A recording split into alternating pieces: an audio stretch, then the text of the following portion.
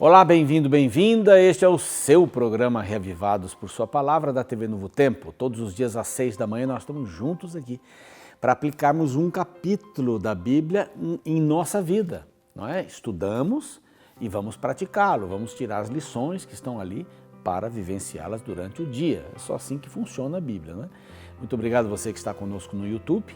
Lá o nosso canal é Reavivados por Sua Palavra NT. As pessoas gostam de mandar seus pedidos bíblicos, fazer as suas perguntas. Eu me atrasei um pouco aqui para responder algumas perguntas. Tem gente lá já reclamando, desculpe, eu vou voltar a responder, estava viajando. Mas são pessoas maravilhosas, fazem parte de uma família, a família do Reavivados. Faça você também parte dessa família. Se inscreva lá no canal Reavivados por Sua Palavra NT do YouTube, tá bom? Bom, obrigado também ao Cevisa que nos cede esse espaço durante esta temporada. Centro de Vida Saudável Adventista aqui em Engenheiro Coelho, e também um abraço forte para os Anjos da Esperança. Vocês dão a sustentação para a pregação do Evangelho em português, em espanhol, nas mídias sociais, no rádio, na TV, nos cursos bíblicos aqui. Nós ficamos felizes com a sua parceria. Vamos lá, capítulo 11, um capítulo que tem uma porção de coisas novas, né? Uma mulher como a rainha agora na parte de Judá, casada com Jeorão, filho Acasias. O filho morre naquela situação toda de Jeú, né, que faz uma limpeza na família de Acabe. Ele era também neto aí de Acabe, né, de Jezabel. E ela reina no lugar do filho. Mas ela só não reina no lugar do filho, como ela mata todos os seus filhos. Horrível isso, né? Seus netos, menos um, que era Joás.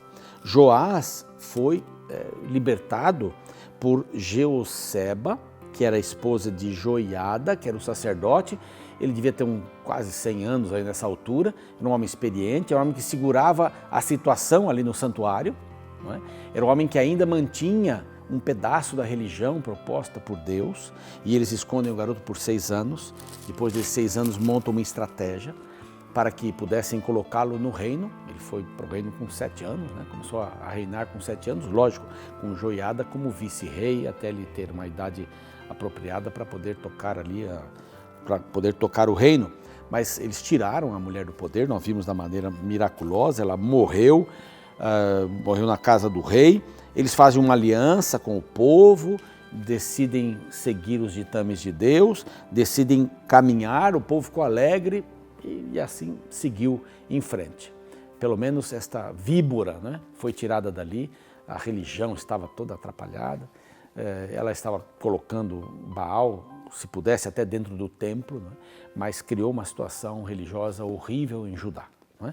Para unificar os dois reinos debaixo de Baal. Agora vamos para um rápido intervalo, você vai conhecer um pouquinho mais a programação da TV Novo Tempo e eu volto, não saia daí. Estou esperando você aqui para estudarmos o capítulo de hoje.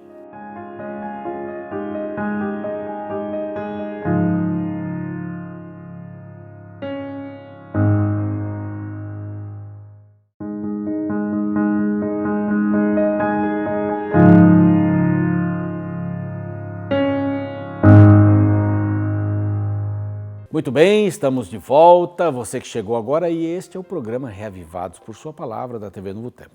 A gente começa às 6 da manhã com um capítulo novo todos os dias. Convido você para fazer parte desta abertura da programação matutina da TV Novo Tempo. Nós estamos estudando um capítulo da Bíblia por dia, estamos no segundo livro dos Reis, capítulo 12. Vamos falar um pouquinho sobre o reinado de Joás. Depois, lá no livro de Crônicas, no segundo livro de Crônicas, vamos voltar a essa história e muitas outras histórias aqui que já passamos. Crônicas vai dando alguns detalhes que não temos aqui, inclusive um dos detalhes de hoje é o livro de Crônicas, quem dá, não é?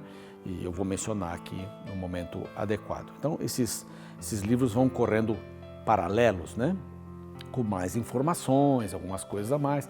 Crônicas, por exemplo, tem genealogias. A gente acha que aquelas genealogias não servem para nada. Tudo é uma questão de herança, onde estava o povo, de onde saiu, para onde foi, quem eram os pais. E isso tudo tem que ver com essa linhagem do Messias. Isso é muito importante aqui na Bíblia. Nada que está aqui no livro pode ser tirado, né? Às vezes, a primeira vez que eu li, comecei a ler muito nome, falei, para que tanto nome aqui, né? Filho desse, filho daquele, nasceu dali, nasceu aqui, tal, tantos filhos. Mas isso tem um motivo bastante adequado e sério aqui. Muito bem, então vamos lá. o reinado de Josias agora, nós sabemos como é que ele começou a reinar. Ele foi colocado numa situação bastante difícil, não é? Havia uma rainha terrível, filha de Jezabel, Atalia, que estava manchando completamente a visão de Deus e estabelecendo a visão de Baal para os dois reinos. Era uma combinação de Jezabel, sua mãe, e de Acabe, seu pai, para que os dois reinos se unificassem debaixo da bandeira de Baal. Isso era questão religiosa, não era questão de ter terras, de ter ouro, de ter prata e riquezas, não era nada disso aqui. Então fez Joás, é um bom verso, o que era reto perante o Senhor, estamos falando aqui de Judá, fez o que era reto e nos dias em que o sacerdote Joiada o dirigia, ele era um vice-rei. Ele o escondeu, ele e sua esposa, os tios, guardaram, orientaram e orientaram também depois da sua posse no reino. Eu gosto disso aqui. Todos os dias que Joiada esteve com ele, ele permaneceu fiel e firme. Só uma coisa eles não conseguiram fazer. Já mencionei, os outros também não. Tão somente os altos não se tiraram e o povo ainda sacrificava e queimava incenso nos altos. Isso foi difícil, estava enraizado, né, arraigado no coração daquelas pessoas e não foi dali, exatamente não foi desse momento que Jeroboão, né, quando sai para fundar o Reino do Norte, não tinha nada a ver com Salomão e Davi, mas não tem nada a ver com esse momento, era um momento anterior. Quando Deus pediu que Josué tirasse todas as nações que estavam em Canaã, Josué não tirou, o povo não tirou. Algumas das tribos preferiu ter aqueles elementos não mortos, mas como escravos, como vassalos. E chegamos ao ponto que chegamos aqui, e nesse livro ainda nós vamos ver coisas terríveis acontecendo com o povo de Israel. Bom, aqui então nós estamos no capítulo 12 e vimos como foi difícil tirar os altos, não conseguiram. Mas Joás agora tinha uma outra preocupação. A preocupação dele era reformar o templo. O que esta mulher, a rainha Atalia, fez com o templo, e ainda assim Joiada e outros conseguiram segurar a situação, mas ela tirou as taças, tirou os elementos e levou tudo para Baal, no templo de Baal, fez uma confusão danada. O que precisavam agora com a casa do Senhor? Cuidar da casa do Senhor. Aquilo era um elemento importante para o povo de Israel. A presença do Senhor estava ali. Não é? A arca, o Shekinah, a presença do Senhor. Todo o trabalho dos sacrifícios diários, não é? A festa da expiação, que era mantida ainda no Reino do Sul. Enquanto que no Reino do Norte essas datas já tinham caído por terra. Jeroboão colocou aqueles 2 bezerros de ouro, eu já falei sobre isso. Então, recebam os sacerdotes, o verso 5, cada um dos seus conhecidos, e eles reparem os estragos da casa onde quer que o encontre. Então, ele foi considerado um reparador de brechas aqui. Reparar brechas. Ele quis reparar as brechas no povo de Israel de uma maneira geral. Já no começo, nós vimos aí no capítulo passado, que ele encontrou o livro da lei, e se referindo ao livro de Moisés, né, os livros de Moisés, e eles leram aquilo diante do povo. Crônicas vai dizer, eu disse que a história é paralela, né, ela acontece aqui em Reis, depois ela vai se repetir lá em Crônicas com mais detalhes, mas ali nós vamos ver que o povo chorou quando ouviu a lei e quando viram que estavam tão distantes, muito distantes, daquilo que Deus havia programado para eles. Então, ele foi um reparador de brechas. De vez em quando a gente precisa dar uma parada na vida para reparar as brechas, né? O navio faz isso, tem que encostar o navio para ver onde é que tem um buraco ali, pequenininho, que vai ficar maior, onde não está funcionando bem, tem que reparar as brechas.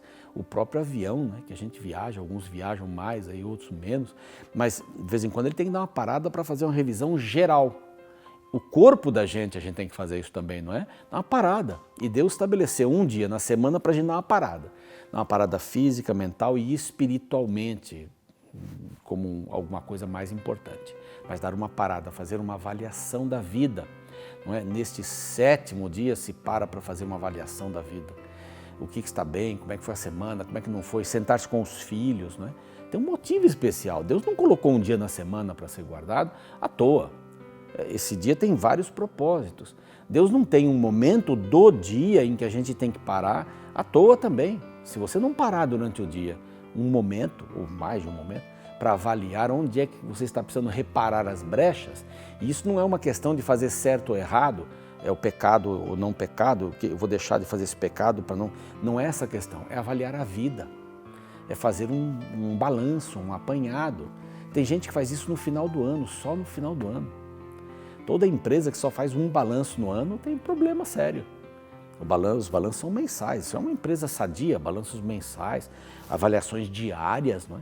Porque senão, de repente, o navio está furado e afundando e você quer consertar, aí é difícil consertar o avião enquanto ele está viajando, né?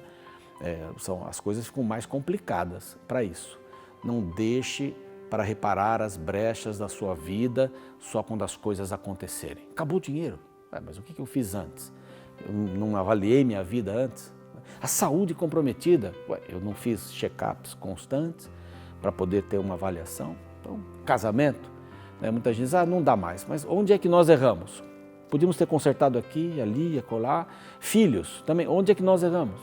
A gente tem que fazer avaliações diárias. E aqui Joás é conhecido como reparador de brechas. E há outros também que aparecem nesse sentido aqui na Bíblia, né? Começaram a juntar dinheiro e depois de 23 anos tentando juntar alguma coisa, eles não conseguiram nada. Não conseguiram fazer as reformas que eles queriam fazer na casa do Senhor. E bolaram um novo plano. Joiada, que já devia ter uma idade bem avançada, mais ou menos com 100 anos, ele começou a administrar juntamente com Joás, ele devia ter uns 100 e tal anos aqui. Então ele disse, vamos fazer uma caixa, fazer um buraco e as pessoas vão colocando ali as ofertas e quando tivermos dinheiro vamos fazendo as coisas. Aqui tem algumas poucas lições, né? Orçamento, a gente não pode gastar mais do que aquilo que a gente tem. Então juntou o dinheiro, eles pagavam as pessoas e as pessoas faziam o trabalho. Isso aqui é uma lição formidável. Muita gente não olha para o orçamento dessa maneira. Orçamento, eu gosto dessa frase, eu aprendi com o pastor Alci Oliveira, ele diz assim, orçamento é gastar até. Gastar até. Mas não é gastar até 100%, é gastar até um pouquinho menos que 100%. A gente tem que ter uma folgazinha sempre. E é gastar até. Se eu ganho R$1.000 por mês e gasto 1.001, eu já estou devendo. Isso não é andar no orçamento. Aqui vinha dinheiro, eles faziam as coisas e aqui deram várias pessoas, né? O dinheiro entrava no caixa, o escrivão do rei subia com o sumo sacerdote, contavam o dinheiro, olha aqui a segurança toda, né? Para que o dinheiro não fosse desviado e tal, a confiança nas pessoas. O dinheiro depois de pesado, eram moedas e tudo mais, iam para as mãos daqueles que trabalhavam. E aqui cita, carpinteiros, edificadores, pedreiros, e tem uma palavra aqui que é meio complicada, os cabouqueiros, que são na realidade aqueles que faziam buracos e faziam muito bem nesses buracos, os cavoqueiros, os cavocavam, em outras palavras, e compravam madeira, as pedras lavradas, para repararem os estragos na casa do Senhor. Mas o dinheiro que era trazido para a casa do Senhor não se fazia nem de eles não faziam as peças de prata, só reparavam. Eles deixaram isso como uma coisa secundária. Então as taças de prata, ali os castiçais, eles não estavam mexendo nisso. As imagens que estavam dos querubins nas paredes, eles não mexeram nisso, só foram reparando porque os estragos eram muito grandes.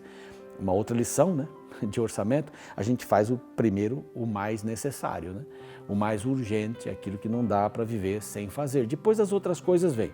A viagem para o exterior, ela vem depois, porque eu tenho que consertar o carro, eu trabalho com o carro, aí se eu seco, né, ou se eu tiro ou mato a galinha dos ovos de ouro, né, entre aspas aqui, evidentemente, então eu acabo com o ouro que vem da galinha.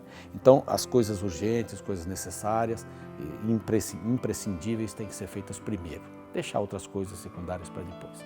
Bom, eles seguem aqui e eu tenho um texto aqui que eu gostei, eu até anotei aqui, verso 15 diz assim, também não pediam contas aos homens em cujas mãos entregavam aquele dinheiro para o dar aos que faziam a obra porque procediam com fidelidade. Eu achei demais aqui esse verso, porque hoje a gente presta conta de tudo, não é? Você faz uma viagem, tá? Quanto gastou? É incrível, né? Que às vezes você tem uma diária e você gasta bem menos e acaba relatando bem mais. Você pode fazer isso em várias empresas por aí, que nem ligam o que você está fazendo e como você está fazendo. Aqui eles estavam vivendo um momento de fidelidade. Não sei se isso é possível hoje, mas deve haver pessoas fiéis hoje em que você pode confiar de olhos fechados. Eu conheço algumas dessas pessoas que eu posso confiar de olhos fechados. Não é? Aqui o dinheiro não era nem pedido contas porque eles tinham um propósito, eles estavam fiéis naquilo que faziam. Isso é extraordinário, isso é incomum. E a gente deveria buscar essa excelência aqui, não é? Essa excelência. O verso 16, dali para frente, diz que havia o dinheiro das ofertas pelo pecado, pela culpa, né? O dinheiro da oferta que era encaminhado para os sacerdotes. Esse era o salário dos sacerdotes. Eles tinham uma parte desses recursos, desse orçamento, para viverem, para sustentarem as suas vidas. Era importante. O dízimo era dado para os sacerdotes. E aí um outro sistema agora está sendo colocado por causa da confusão que não só Atalia e outros reis que passaram por ali, outros monarcas que passaram por ali, criaram. Então agora eles estavam sustentando os sacerdotes direitinho, estavam recuperando a casa do Senhor e estavam marchando. Aí lembram-se de Azael, lembram-se que Elias chorou diante dele pelas barbaridades que ele faria. Ele vai lá, ele passa por Gate, uma cidade dos filisteus, toma Gate, era mais ou menos uma saída do povo do sul, lá de Judá, para o mar. Eles tomam essa região dos filisteus e ele vai na direção de Jerusalém, a capital do reino do sul, onde estava Joás governando. E Joás, rei de Judá, verso 18, tomou todas as coisas santas que Josafá, que Jeorão, que Acasias, seus pais, reis de Judá, haviam dedicado, também todo o ouro que estava na casa do Senhor, na casa do rei, e mandou para Azael, rei da Síria, e ele se retirou de Jerusalém. Foi uma atitude boa para que não houvesse derramamento de sangue? Foi, mas ele comprometeu bastante a casa do Senhor. Mas não houve guerra naquele momento. Finalmente, eles não tiveram um momento difícil. Joiada, enquanto esteve vivo e esteve com Joás, o manteve num bom caminho. De repente, Joás dá uma escorregada. Joiada já tinha morrido. Isso aqui não está nesse capítulo, está lá em Crônicas. Eu só vou adiantar aqui, né, para a gente ver por que ele perdeu a vida de repente. Porque ele foi infiel. Ele acabou idolatrando os deuses, outros deuses, inclusive Baal. E ele chegou a matar Zacarias, o filho de Joiada, né, o seu primo, que era sacerdote. E ele o matou dentro do santuário. Isso foi imperdoável. Ele cometeu um crime muito sério, muito grande. Ele também se afastou de Deus. A gente torcendo aqui por Joás, né? Quando eu li essa história pela primeira vez, era garoto, jovem, eu torcendo por Joás, falei, não é possível que Joás também vai pisar na bola, né? Vai fazer essa coisa terrível. E fez. Basta se afastar de Deus para a gente não estar mais na presença de Deus. Eu me afasto de Deus, me desligo da videira e começo a secar. Não tem jeito. O ramo fora da videira, diz João, vai ficar seco e só serve para uma coisa, para a fogueira, para aquecer, para cozinhar, para cozer. Não serve para mais nada, não serve para dar fruto. Foi o que aconteceu, infelizmente, com a vida dele. Houve uma tramóia, não é? E ele foi morto, foi pego numa conspiração. Aparecem os nomes aqui das pessoas que os mataram, que os levaram à morte, não é? O Josabade e o Jossacar. E depois, no capítulo posterior, a gente vai ver um pouquinho mais sobre eles aqui. E acaba, infelizmente, o reino de Joás. Aqui, esse é o capítulo 12, nós vamos lá para o 13 amanhã, para poder entender um pouquinho mais essa história. E o articulista bíblico vai fazendo assim, conta a história de Judá, compara com a data de Israel, depois fala de Israel, compara com a data de Judá para criar uma cronologia. Então agora vai ver uma alternância de histórias de reis aqui, você aguarda para a gente saber. Mas não podemos nos afastar de Deus de maneira nenhuma. Devemos ser reparadores de brechas, parar de tempos em tempos, fazer avaliação ou avaliações na nossa vida, nossa existência, nosso trabalho, nossa família, nossa vida religiosa. Queria orar com você nesse momento. Pai bondoso, nossa gratidão profunda pelo Teu amor, pela Tua misericórdia, pelos ensinos bíblicos aqui. Aprendemos tanta coisa hoje aqui nesse capítulo.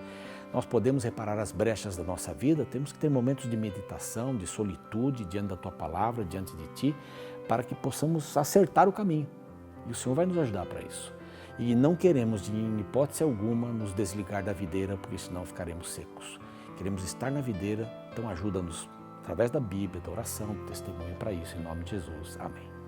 Bom, estamos terminando mais um programa hoje. Você fica agora com um clipe musical e eu vou estar aguardando você amanhã para o capítulo 13, um importante e empolgante capítulo da Bíblia. Eu deixo as malas pra trás,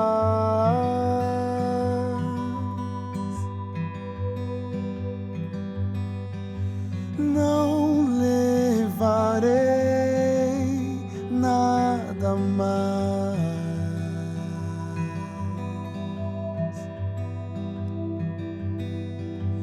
Daqui pra frente é preciso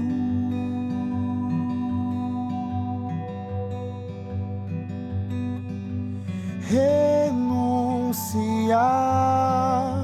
meu domínio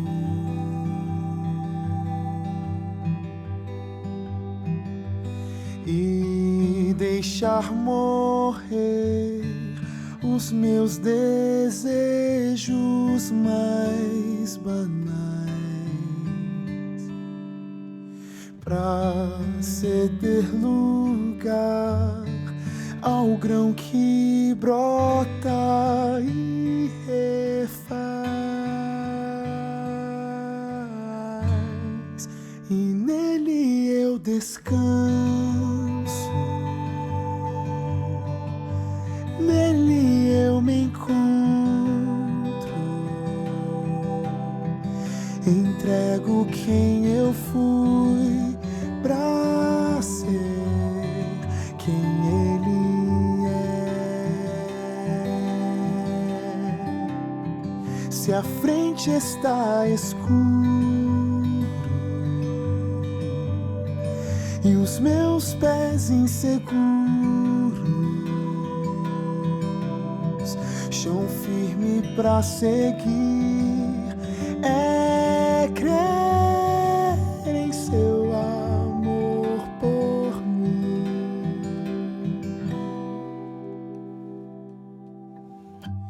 Eu deixo os mapas pra trás,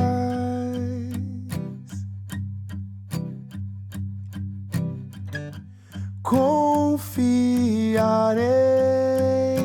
nada mais.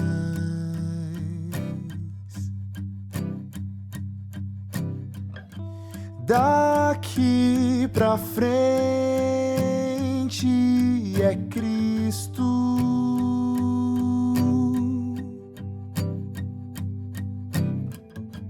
quem vai traçar meu destino.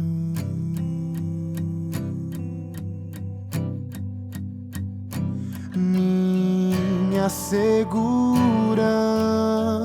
é não ter uma em minhas mãos, me lançar em um que é a rocha e salvação,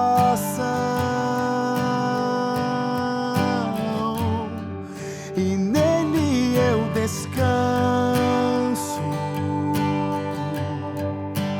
nele eu me encontro, entrego quem eu fui pra ser quem ele é. Se a frente está escura e meus pés inseguros, chão firme pra seguir é crer em seu amor por mim, e nele eu descanso, nele eu me encontro, entrego quem eu fui pra ser quem Cristo é, Cristo é. Se a frente está escura os meus pés inseguros. Chão firme pra seguir é crer em seu amor por mim. Chão firme pra seguir